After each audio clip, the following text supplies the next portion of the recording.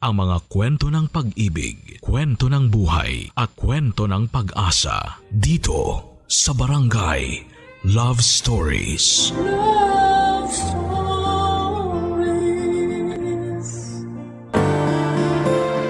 May mga pagkakataon na hindi nasusunod ang ating mga gusto dahil nakikialam ang ibang mga tao.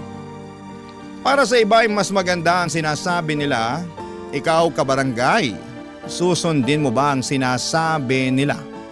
O mas tiwala ka sa sarili mong pasya? Dear Papa Dudut, ako nga pala si Mimi, 17 years old at malapit nang maging ganap na dalaga. Malapit na akong maging 18 at alam nyo naman na siguro marahil ang ibig sabihin nito. Legal na ang edad ko. Mas malaya na ako kumpara noon.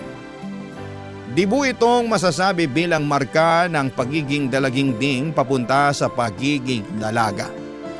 At syempre kapag dibu ay inaasahan na ang lahat na isi-celebrate ito kapiling ng mga mahal nila sa buhay.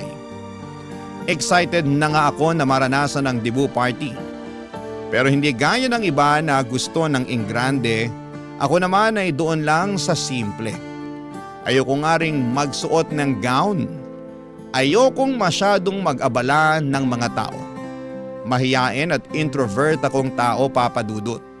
Alam ito ng mga malalapit sa akin, kaya hindi na siguro sila magugulat kung planuhin kong magkaroon ng debut party na tahimik, simple at konting bisita. Gusto ko ng intimate na debut party at ang best friend kong si Sel ang kasama kong nagpaplano para rito. Isang araw ay pinapunta ko siya sa bahay at sakto naman noon na suspended ang klase namin dahil sa paparating na bagyo.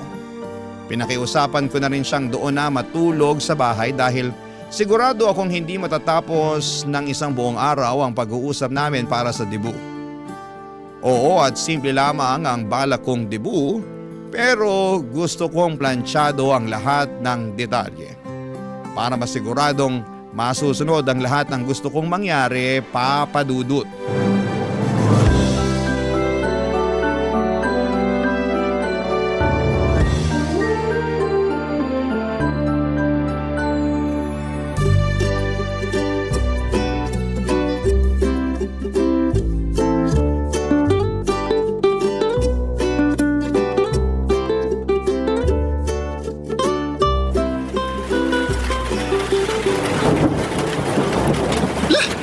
Bigla naman bumuhos ang ulan, dumating na ang bagyo. Sana sa dibu ko, ganyan din kalakas ang ulan. Ha? Bakit mo naman papangarapin na umulan ng malakas sa debut mo? Baka hindi makarating mga bisita mo. Yun na nga eh. Pati testing ng ulan kung sino ba yung willing talagang makiselebrate sa pagdadalaga ko.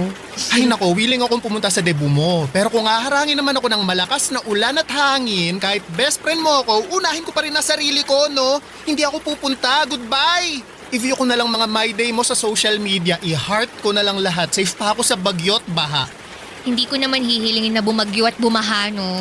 Gusto ko lang din ng maulan na weather sa dibu ko. Alam mo namang mahilig ako sa ulan eh. Mahilig ka nga sa ulan. Pero yung mga a-attend na bisita mo, gusto ba nila? Kaya nga gusto kong imbitahan lang yung mga bisita na gusto rin ng gusto ko. Mga bisita na hindi magiging problema kung bumuhos ang ulan sa dibu ko. Gets mo? Hindi kita gets, pero dahil best friend mo ako, wala akong ibang choice. Gusto ko rin pala sa dibu ko ng pakape. Teka, debut ba tong pinagpaplanuhan natin o lamay na? Grabe ka naman. Gusto ko lang talaga ng kape kaysa sa alak. Masarap yung partner yun pag umuulan. Alam mo, ang kampante mo mag-isip na uulan talaga sa birthday mo, no? Kahit hindi umulan, meron pa ring pakape. Kung masyadong mainit nun eh, di iced coffee ang solusyon, di ba? O bukod sa burol-themed party, ano pa bang gusto mong ganap, ha? Ayoko ng 18 roses tsaka 18 candles. Bakit? Hindi na debut kung wala yun. Gusto ko 18 sampagita at 18 chocolates, di ba? Sampagita, ano ka, santo? Kanina pamburo lang gusto mo, ngayon naman pang altar, pang novena. Makinig ka muna kasi. Alam mo namang paborito kong inaamoy ang sampagita, di ba?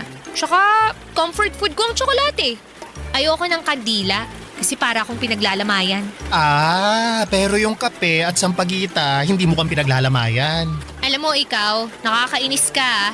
Naturingan kang best friend ko pero hindi mo man lang masuportahan isa sa mga gusto kong mangyari sa dibo ko. Best friend mo ko. At kaya ako nandito para iparealize sa'yo kung OA na sa pagiging weird ang mga plano mo. Ano namang mali sa weird? Gusto ko nga ng kakaiba eh. Di ituloy ang pakape at pasampagita. Gusto mo rin ba na sisiw? Biscuit, crying ladies. Ay nako, nakakainis ka. Ay, joke lang naman. Ito naman, napikon agad. Alam mo namang mapang-asar tong best friend mo. Sige na, magsabi ka na ng ibang plano mo, hindi na ako magja-judge. Hindi mang judge. Kilala kita no? Kahit hindi ka magsalita, kita ko pa rin sa mukha mo kapag nanghuhusga ka na. Parang may subtitle yung mukha mo palagi kapag may nilalait ka eh. Huwag ako, uy! Alam mo naman na palang ganito ako, tapos sa akin ka palalapit para dyan sa mga weird na plano sa debut mo. Bakit naman kasi ikaw pa tong napili ko maging best friend eh? Ay, wow ah! Umuwi na lang kaya ako, no? Bakit? Kaya mo bang suungin ng bagyo ngayon, ha? O sige na. Anong gusto mong kape sa debut mo? Benguet o Arabica? Nagpatuloy kami sa pagpaplano ni Sel para sa dibo ko. Hindi ko naman siya nakitaan pa ng panghuhusga sa mga gusto kong mangyari. Takot lang niya na pauwiin ko siya sa gitna ng bagyo papadudot. Sinabi ko sa kanya na gusto kong tanggalin sa listahan ang mga tradisyonal na pagse-celebrate ng debut ng isang Pinay. Ayoko rin ng mga pasayaw, isang malaking X to para sa akin na introvert. Gusto ko lang na sa bawat mesa ay merong kapeng nakahanda. May mga chicheryang paborito ng bawat tao sa mesa. Para sa akin, masarap isabay ang kape at chicherya. Nagtatalo kasi ang tamis, pait at alat. Hindi ko alam kung matutuwa ang mga bisita ko noon at kung parehas kami ng panlasa. Pero pwede naman nilang hindi galawin yon kung ayaw nila. Bala ko ring magpalabas ng horror movie, yon ang may naganap sa dibo ko. Gusto kong sabay-sabay kaming manonood ng nakakatakot na pelikula habang nakasuot ng pajama. Opo, pajama party din ang gusto ko. Sabi ko sa inyo, ayoko ng gown. Walang magga-gown, simple lang at komportable dapat ang suot ng mga bisita ko. Pero kailangang lahat ng babae ay nakasuot ng tiara o korona. Lahat ng bisitang dadalo ay mga kaibigan kong subok na ng panahon. Ayoko ring mag-imbita ng mga matatanda na. Lahat ka-batchmate ko dapat. Kasi sila lang din naman ang makakaunawa sa mga plano ko. Para sa weirdo na debut party ko. Planchado na nga namin ni Sel ang mga plano papadudot. Hanggang sa biglang sumingit si nanay sa usapan namin ni Sel.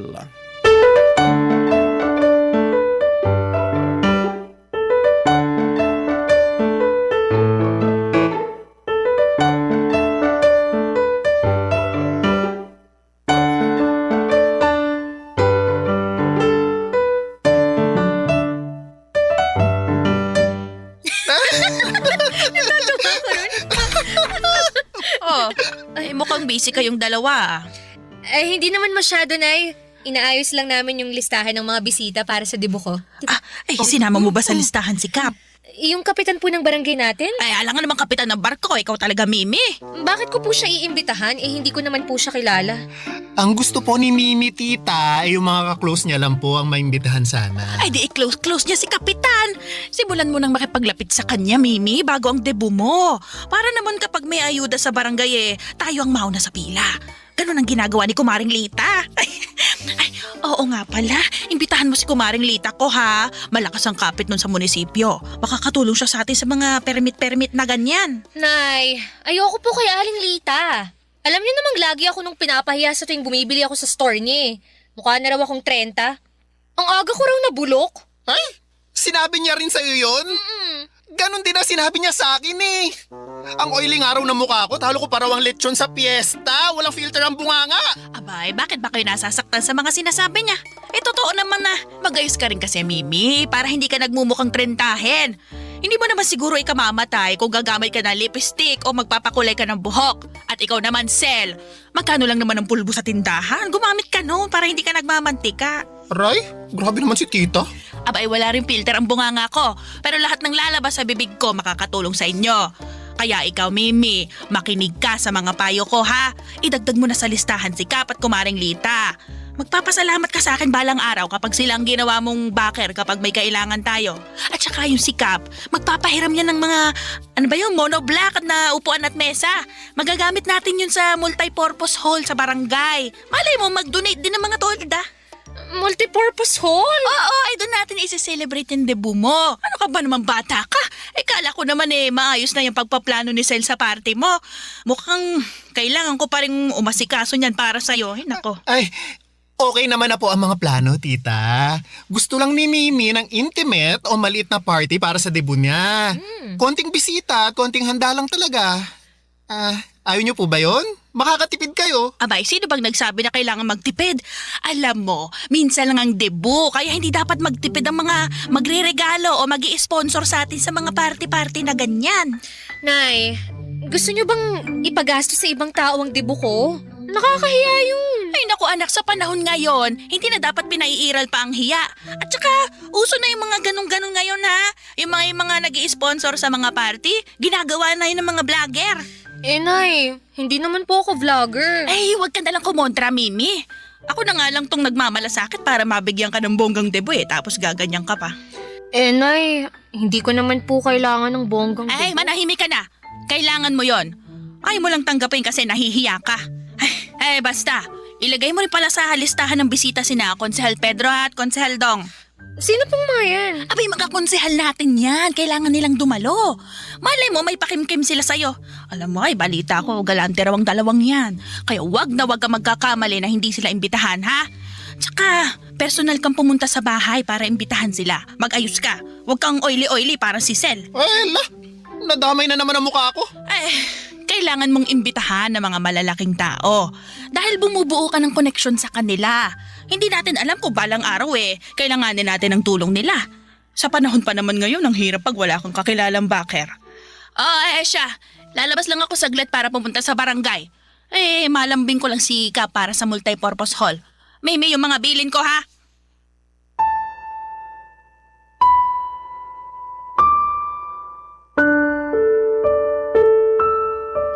Hindi na ako hinayaan ni nanay na depensahan ang mga plano ko para sa debut ko. Tulad ng dati, siya pa rin ang nasunod sa mga kagustuhan niya. Nagkatinginan na lamang kami ni Sel. Ang mga mata ni Sel ay kitang-kita ko na parang nagsasalita at sinasabing inaasahan na niya na ganon nga ang mangyayari. Ganon talaga si nanay. Hindi na ako nagulat pero nasaktan lang.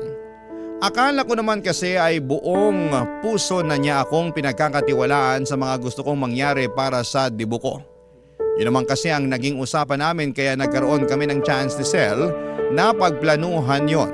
Pero bigla na lamang siyang pumasok sa eksena at binura lahat ng pinaghirapan naming gawin. At parang wala lang yon sa kanya. May pagka-controlling si nanay, sa bahay namin siya lang ang batas. Kami ni tatay tahimik at taga-sunod lamang niya. Hindi po kami mayaman, papadudot, yon ang sigurado ako. Kaya nga gusto ko lang ng tahimik at simpleng selebrasyon para sa debut ko. Para rin naman yon sa aming pamilya. Kaya lang ay ayaw naman ni nanay dahil alam niyang meron siyang ibang tao na malalapitan at magagatasan. Ganon na ang ugali niya noon pa man. Lagi siyang kumakapit sa ibang tao para sa mga kagustuhan niya.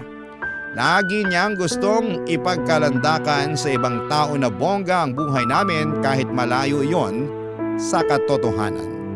Kaya gumagawa siya palagi ng paraan para magkaroon ng koneksyon sa ibang taong mas mataas sa amin para lamang masuportahan ang pagiging social climber niya. Pero pati ba naman sa sarili kong debut, papadudot ay gagawin niya. Barangay Love Stories. Barangay Love Stories. Mahilig manggamit si nanay ng mga tao. Masigurado lamang na makuha niya ang kanyang gusto. Naalala ko pa noong bata pa lamang ako ay madalas niya akong tinutulak sa mga ninong at ninang ko kahit na hindi naman Pasko. Kapag kinakapos kami, lagi niya akong pinapadalaw sa mga ninong at ninang ko at wala silang magawa kundi ang mag-abot ng pera sa akin kahit na labag naman sa kanilang kalooban. Bata pa lamang ako ay natutunan ko nang basahin ang mga mukha ng mga taong hinaharap sa akin ni nanay. Ewan ko. Pero parang yon ang proteksyon ko para malaman kung tama pa ba ang ginagawa namin ni nanay. Pansin ko sa mga mukha nila na ayaw nilang inilalapit ako ni nanay sa kanila. Na parang masyado nang abusada si nanay sa pagdikit sa kanila at panggagamit sa akin. Sa pagkakaalam ko ay meron akong 30 ninong at ninang. Sinadya yun ni nanay para marami ang tumulong sa akin kapag kailangan ko ng panggastos. Naalala ko nga noon na sobrang hiyang-hiya ako nang ilapit ako ni nanay sa isang ninong ko. Malapit na kasi ang pasukan sa eskwela. Nagkataon na kakabayad lang ni nanay at tatay ng mga bayarin sa bahay kaya kinapos kami sa pambili ng gamit sa eskwela. Kaya naman naisip niyang lapitan si Ninong Densyo. Sa pilitang humingi si nanay ng pangbili ng mga gamit ko. Panay ang tangginoon ni Ninong Densyo dahil nasa ospital ang kanyang anak at kapos din ito. Sinumbatan siya ni nanay at nagpaawa sa dulo na may responsibilidad din siya sa akin dahil siya ang ikalawang magulang ko. Hiyang-hiya ako noon kay Ninong Densyo lalo't nagipit na siya ni nanay. Nag-abot si Ninong Densyo ng 200 piso. Hindi yon sapat para kay nanay pero wala naman siyang magawa kung yun lang ang kaya ni Ninong Densyo. Ang pagiging garapal ni nanay sa mga ninong at ninang ko ang dahilan papadudot kung bakit gusto ko na agad na magdalaga. Dahil sa nakasanayan ng mga Pinoy kapag nagdalaga o nagbinata na ang inaanak mo ay hindi mo na obligasyong mag-abot. Pero mukhang hindi ganon ang gustong mangyari ni Nanay Papadudot.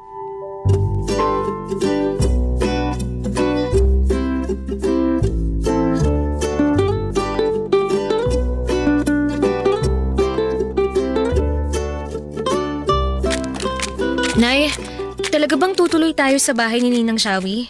Abay, oo naman. Bakit naman tayo aatras? Andito na tayo, oh. Kumatok ka na. Dali mo. Nay. Ay, talaga namang ikaw bata ka, oh.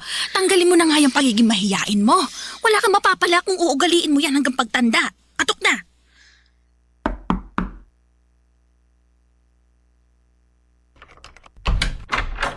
Ay, Shawi! Naku, ay, kumusta ka na? Ayos naman. Anong ginagawa niyo rito? Uy, magmano ka sa ninang Shawi mo, Mimi. Dali mo. Mano po, Ninang Shawi? Kaawaan ka ng Diyos, Mimi. Ay, ano bang meron? Bakit kayo napasugod ng walang pasabi? Ay, hindi mo na ba naaalala? Ay, malapit na ang debut ng inaanak mo, oh. Kailangan na andong ka, ha? Ay, oo nga pala. Naku, dalaga na tong inaanak ko. Ano bang wish mo sa birthday mo, Iha?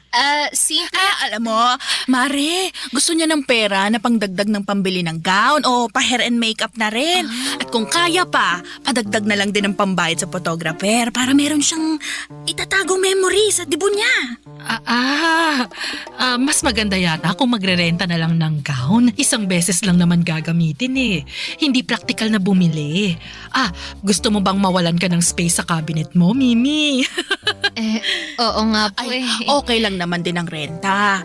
Pero magkano ba ang willing mong ibigay na cash sa inaanak mo? Para naman matansya namin kung paano ibabudget yung gagastusin sa debut. Teka. Ako ang gagastos para sa gown at makeup ni Abay, Mimi? oo, pati sa photographer. Teka. Bakit ako? Ay, bakit naman hindi? Ikaw tong pinaka-generous na ninang ni Mimi. Hindi ba, anak? Sagot. Nay. At saka magkano lang naman yun kung tutuusin? Kulang-kulang mga 10,000. 10,000! Ay nako, hindi ka ba marunong makinig? Kulang-kulang 10,000. Hindi saktong 10,000. Ikaw talaga, Shawi. Hanggang ngayon bingi ka pa rin. Teka ha. Ginugulat mo naman ako sa gusto mong mangyari, kumare. Medyo malayo pa naman ang debut, kaya kalma ka lang. Kaya mo pa yung pag-ipunan. Huwag ka magulat, ha? Uy, may time ka pa naman para paghandaan yung ibibigay mo kay Mimi. Ninang Shawi, kung ano na lang po ang kaya nyo, hindi ko naman po kayo uubligahin. Mimi, nag-uusap pa mga matatanda, hindi ka dapat sumabat. Ay, baka naman pwede nating pagsalitain si Mimi. Kasi tama naman siya eh. Hindi mo ako pwedeng obligahin dahil marami rin akong gastusin na kailangan gawin. Ay, grabe naman. Samantalang nung binyag nitong si Mimi, tanda ko pa ha, ikaw lang tong hinayaan kong mag-uwi ng kalahati ng ulo ng lechon at lahat ng natirang bihon at puto. Ay, tapos Tapos ngayon pagdadamutan mo ang pagdadalaga ng inaanak mo? Naku, wag ka naman sanang manumbat, kumare. Sa tingin ko naman marami na rin akong naibigay kay Mimi. Taon-taon, kahit hindi Pasko, nag-aabot ako sa tuwing dinadaanan ko siya rito sa bahay. Ayaw mong manumbat ako. Pero ano yung ginagawa mo? Panunumbat din naman yan, hindi ba? Sayang naman pala ang pagpunta ko rito napahiya lang tong anak kong si Mimi. Kung kailang huling beses na magbibigay ka ng regalo sa inaanak mo saka ka patatanggi. Sa pagkakaalam ko, turo ng mga lolo at lola natin noon, huwag pagdadamutan ng mga inaanak dahil bibigat daw ang buhay mo. Sobra ka namang manakot. Wala akong 10,000 rito. Pero kaya ko magbigay ng 4,000 piso. Kaya lang sa katapusan ko pa maibibigay. Sakto, sahod ng kumpare mo. May dagdagan mo naman ng 1K. Ayaw pang kalahatiin O sige, para kay Mimi. Naku, kung hindi lang mabait tong inaanak ko sa akin, hindi ako papayag sa gusto mo. Mabait naman pala tong si Mimi sa'yo Bakit hindi mo nalang isaradong 7K? Ako na bahalang humingi sa ibang mga ninang niya ng mga kulang. Sagad na yung 5K, Mare. Kung ayaw mo pang tanggapin, mas mabuti pang magsulian na lang tayo ng kandila.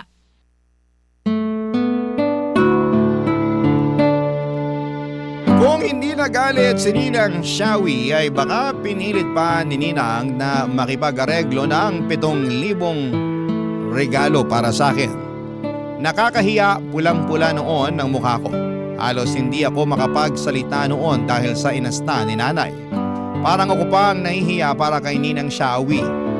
Hindi naman sana siya magbibigay kung hindi pinamukha ni nanay na yun ang huling beses na magbibigay ito ng aginaldo sa akin bilang inaanak niya. Nahiya na tuloy akong dumalaw sa kanya kahit wala naman akong kailangan, Papa Dudut. Madalas kasing dumadaan ako kay Ninang Shawi after ng klase para tumulong sa kanya sa mga gawaing bahay. Mabait kasi si Ninang Shawi sa akin. Madalas niya akong inaabutan noon ng pera pero panayang pagtanggi ko. Puro tsokolate lamang ang tinatanggap ko sa kanya kaya nga sobrang hiya ko nang magmukhang piniperahan ni nanay si Ninang Shawi para sa dibo ko. Hindi lang si Ninang Shawi ang kinuhanan ni nanay ng pera. Pati ang ibang ninong at ninang ko na alam niyang nakakaangat sa buhay, ni-require niyang magbigay ng pera para pangtustos sa mga gastusin para sa dibo ko. Sobrang nakakahiya dahil ako ang nakaharap sa mga ninong at ninang ko habang inuobliga sila ni nanay na mag-abot. Gusto ko nang magpalamo noon sa lupa. Ang ibang ninong at ninang ko na walang pera ay hindi na niya inobliga na magbigay ng pera. Alam naman daw niyang magsasayang lamang siya ng oras sa paghingi. Pero siniguro niyang hindi sila invited dahil wala silang ambag para sa dibo ko.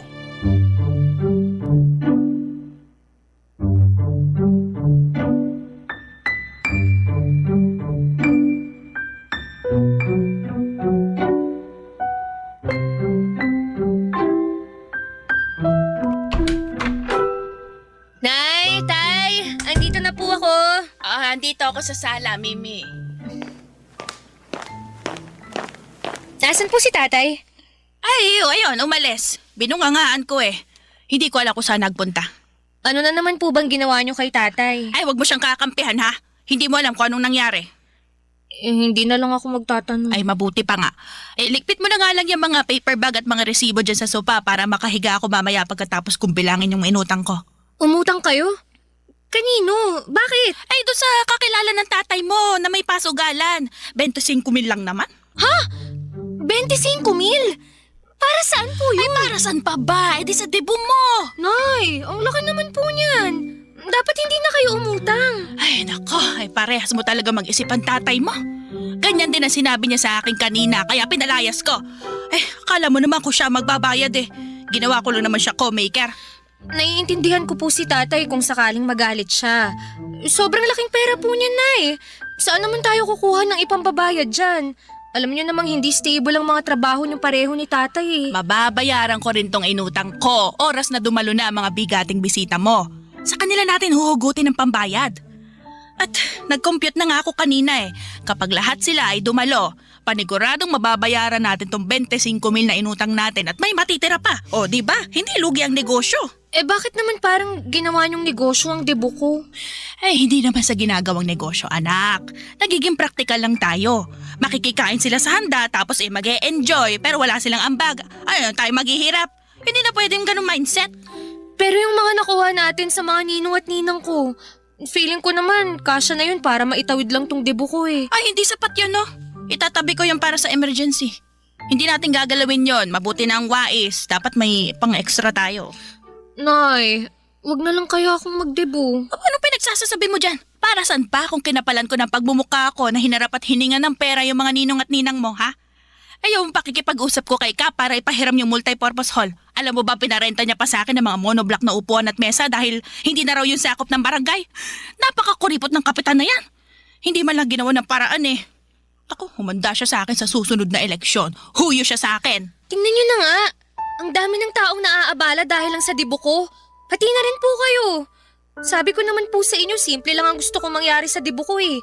Walang gown, walang roses, walang candles. Nakapajama lang ang lahat at nagkakape habang nanonood ng horror movie. Ang simple nun, ang dali.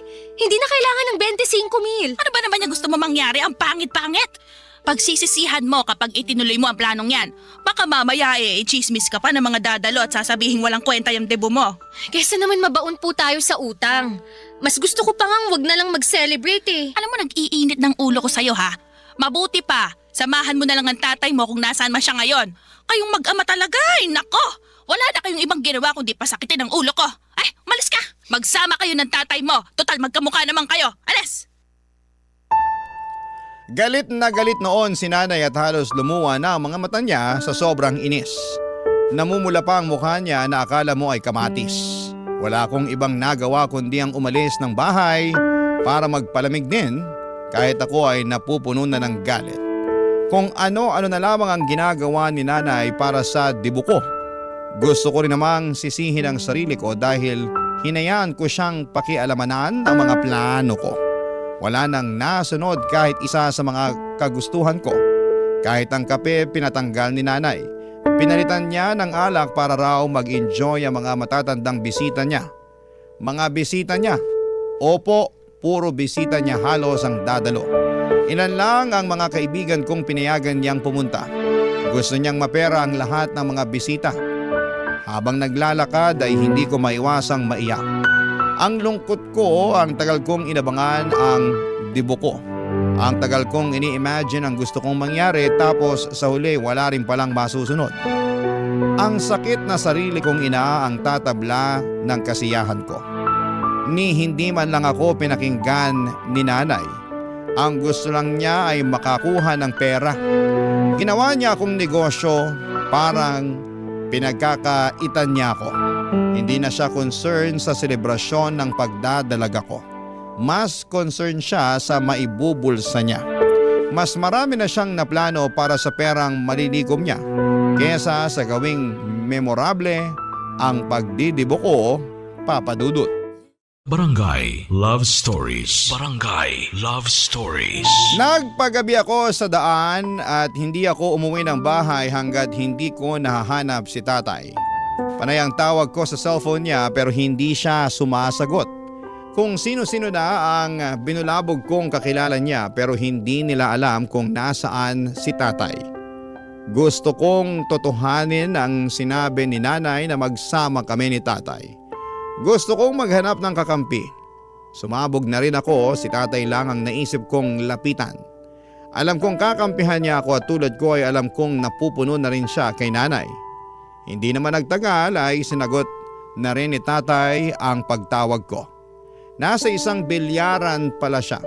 Nasa jacket niya ang cellphone at nakasabit sa dingding kaya hindi niya napansin agad ang pagtawag ko. Nagsumbong ako sa kanya tungkol kay nanay at pinapunta niya ako sa kanya para mapag-usapan naming dalawa. Tulad ng dati, kalmado lang si tatay. Hindi ko talaga alam kung paano niya nakakayanan si nanay. Hindi ko alam kung paano siya kumakalma sa tuwing tagilid na ang mga rason ni nanay sa kanya, Papa Dudut.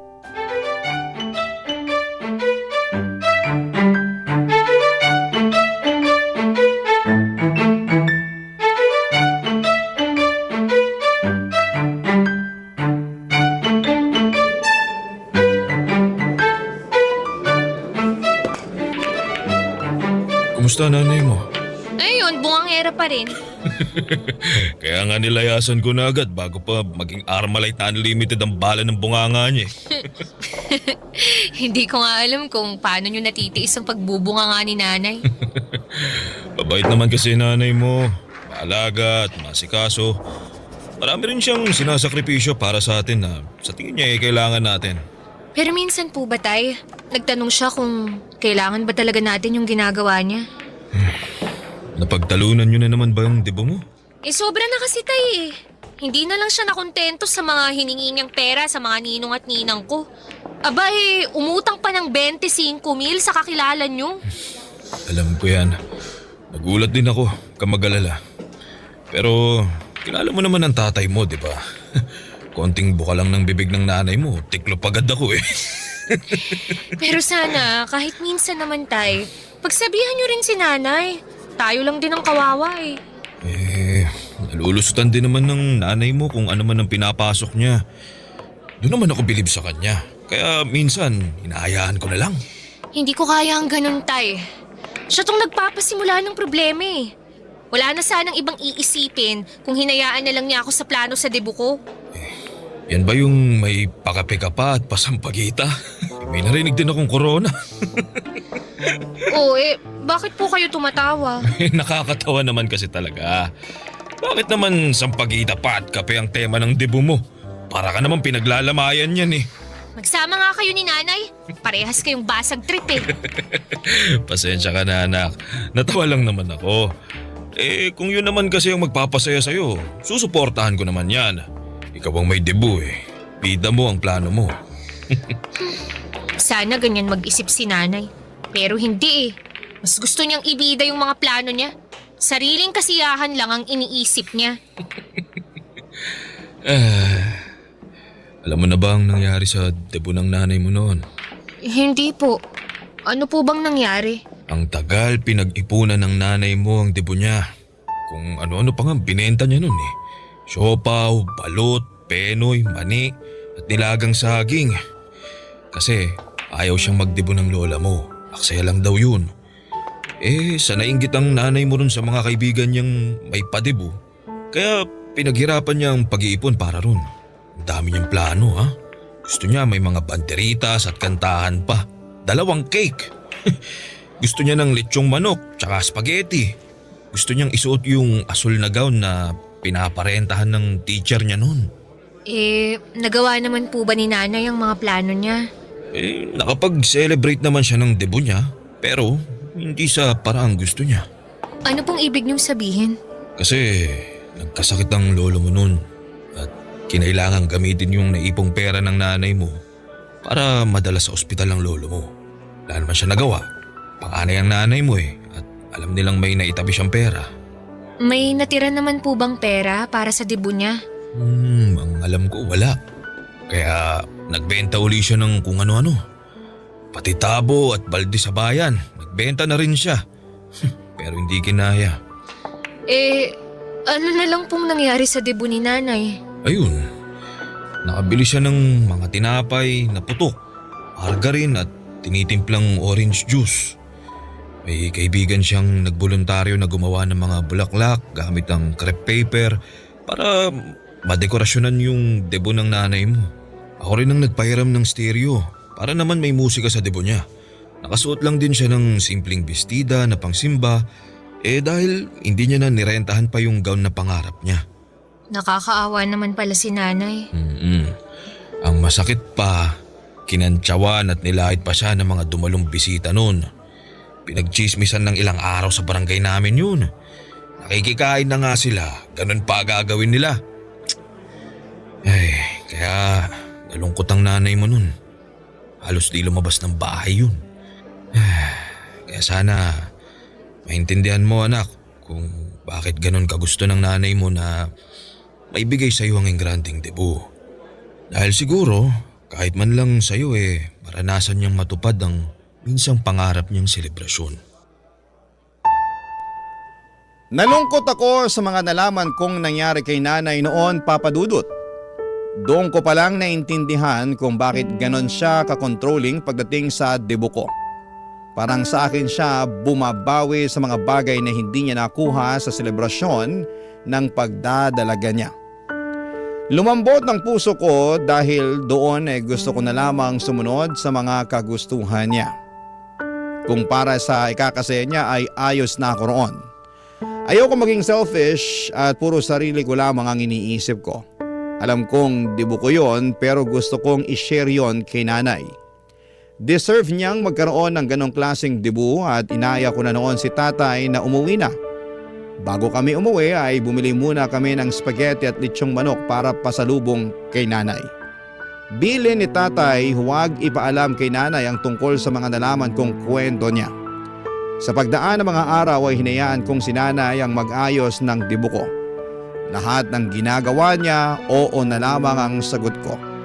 Napansin ko ang kakaibang saya sa mukha niya kahit papaano naging masaya na rin ako dahil doon. Pinagpupuyatan pa niya ni nanay ang mga detalye ng dibu ko. Halos hindi na niya matanggal ang pagkakadikit ng cellphone sa kanyang tenga. Palagi siyang may kausap sa cellphone niya para asikasuhin ang mga taong involved sa dibu ko. Hanggang isang araw ay nakita kong stress na siya. Mukhang may hindi magandang nangyari. Nilapitan ko siya at kinausap ko, Papa Dudut.